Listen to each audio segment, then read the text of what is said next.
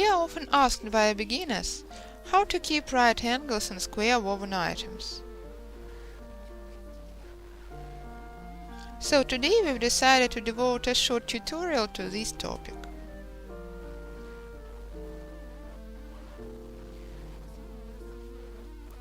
I'm sharing my own experience of keeping angles right.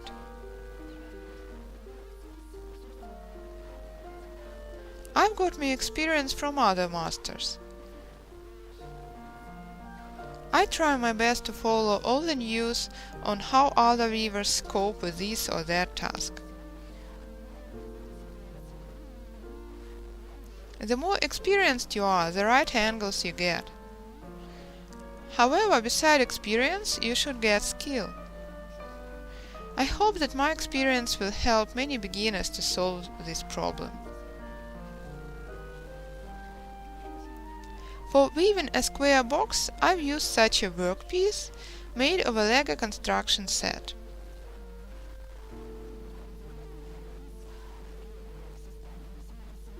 It doesn't hold together on its own, so I fixed it with a painter's tape. It is very convenient because you can see both horizontal and vertical lines, and it is easy to keep tubes and poles straight.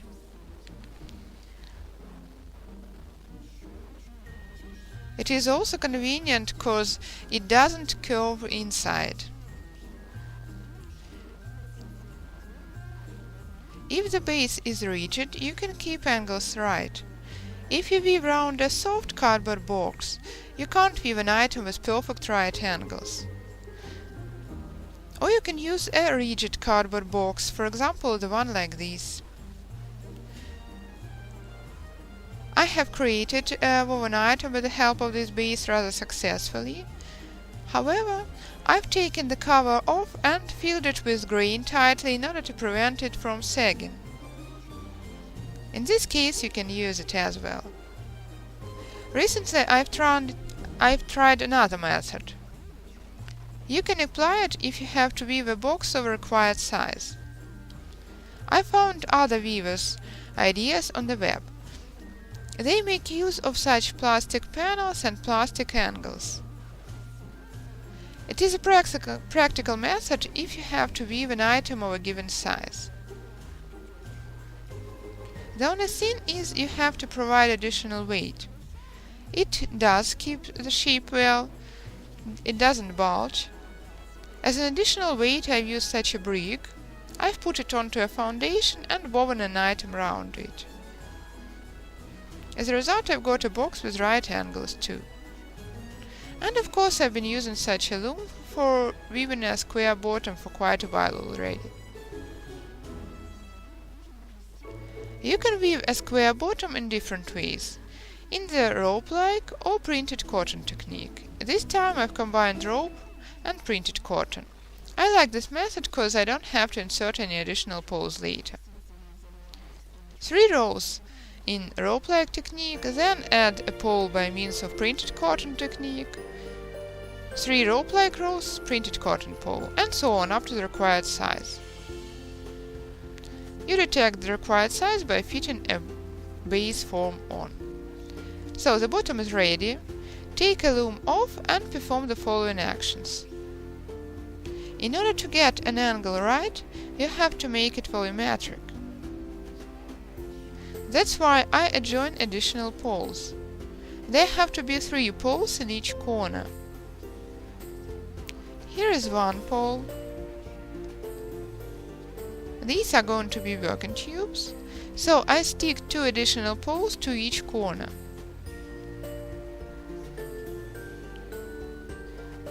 In this case I'm using dragon glue because I need a fast result. I'd like to add that it is quite easy to insert additional poles, because while weaving a bottom I had such skewers for barbecue inserted at both edges. Many weavers use this technique in order to keep extreme poles parallel, otherwise they tend to curve inwards.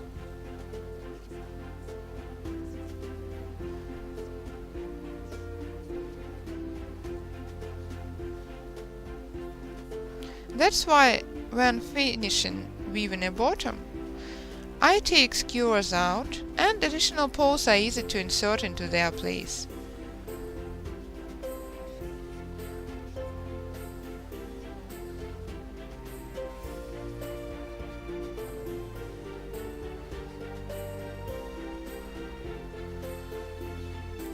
So I've added the poles and decided to stick 3 additional poles in each corner together.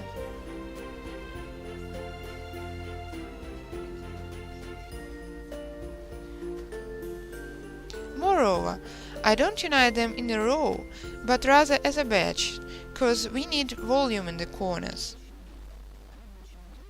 And continue weaving with working tubes without making any transition from bottom to the sides. In this case, I've just added one more tube, and the only thing that emphasizes the transition is a 3-tube row.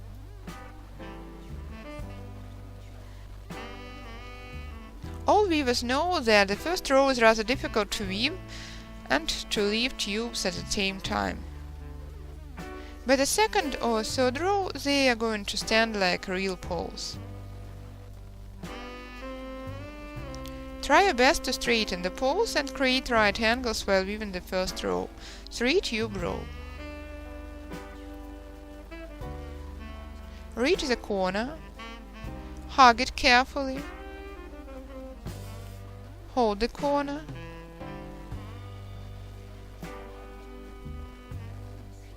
pass on to the next side and continue without applying any special techniques.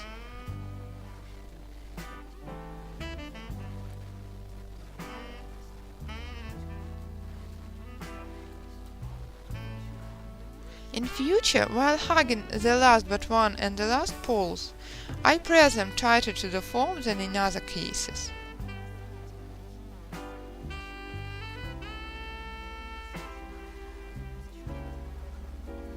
I believe it helps me to create a more volumetric corner as well. I press this pole and this one, and the very corner presses tighter to the base. At least I try to shape corners like this while weaving. It is high time to lengthen. So I've woven 4 rows already after a 3-tube rope. The weaving hugs the base tightly. Additionally, I insert wooden skewers for barbecue at the corners to create additional volume. Now when I pass on to the corner, I have to hug it with a working tube and it becomes volumetric like this.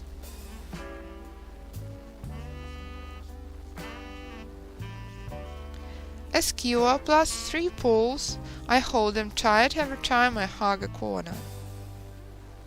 And continue. Reach the following corner.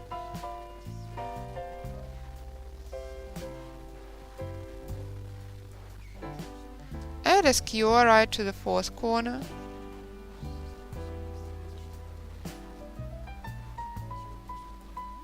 Straighten it by the corner and continue weaving. Another peculiarity is the necessity to tighten the weaving in the corners because it tends upwards.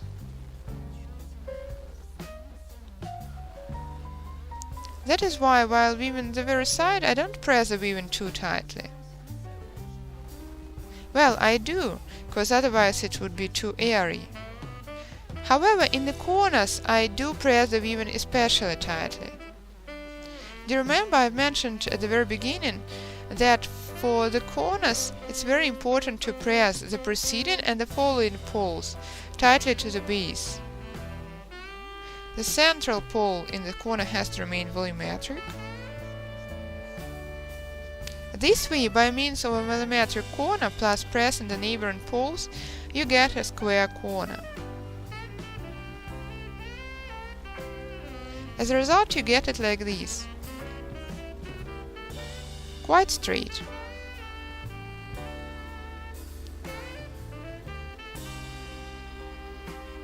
Let me add a couple of words regarding a bottom. A bottom can be woven rope-like or printed cotton-like. As for printed cotton, everything's clear. You leave poles while weaving a bottom. In case of a rope-like technique, I insert additional poles using the following method.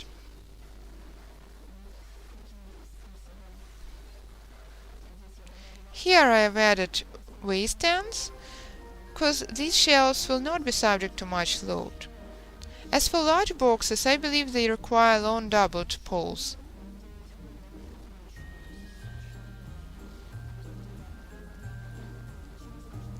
Lead an additional pole through every 3 tubes to keep intervals equal.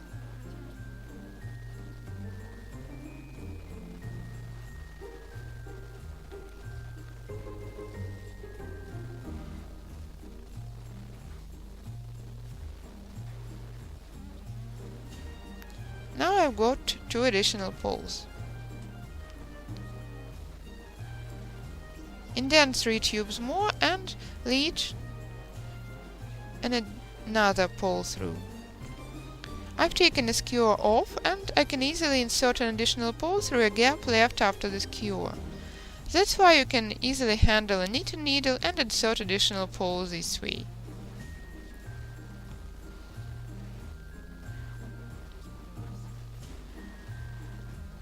And continue weaving in the same very way as here. As a result, you get such a bottom woven in the forth and backward rope technique.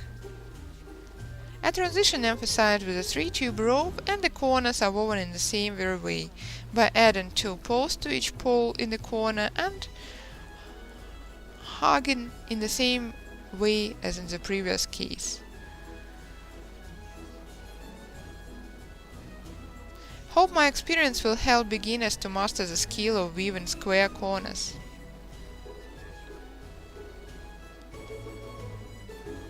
Good luck to all of you!